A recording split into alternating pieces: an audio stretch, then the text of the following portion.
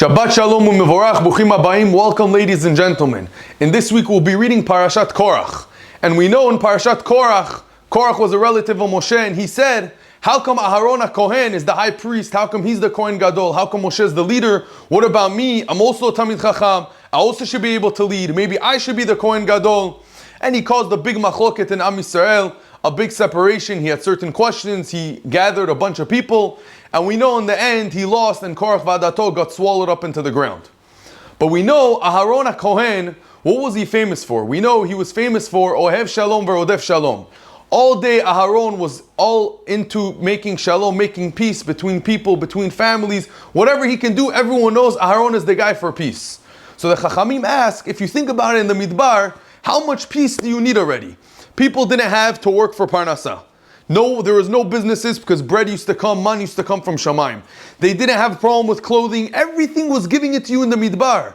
Usually we complain, usually we argue because someone has something better, jealousy, we're running around working, but in the Midbar they did nothing. There was no work, there was no Parnasah, there was only blessings. So what was Aharon so busy about? Taking care of Shalom. So the Chachamim tell us it was the little things.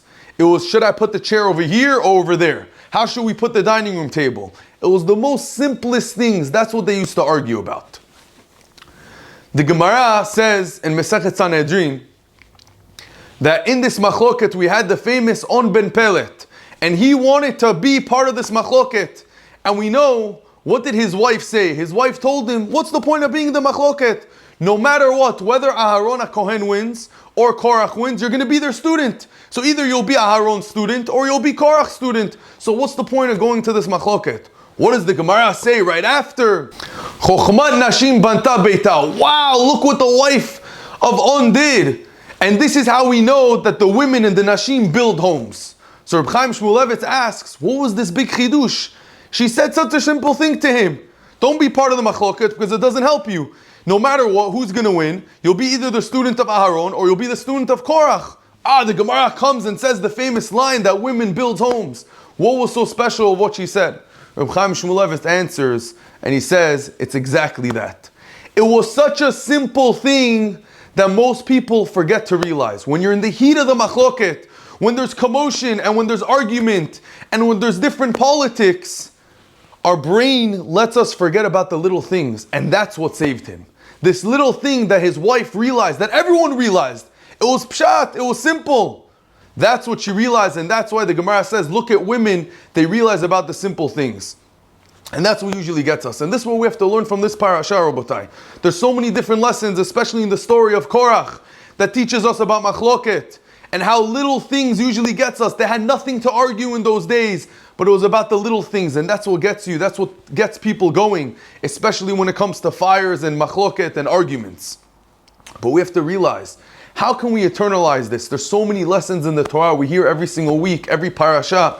We learn lessons, but we have to realize it's for me. All of us always try to think, wow, I heard a beautiful Davar Torah, I'm going to go tell it to my friend.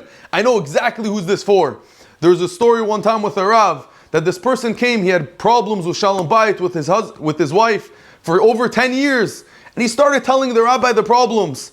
And the rabbi tells him, just be mivater, which means just give in.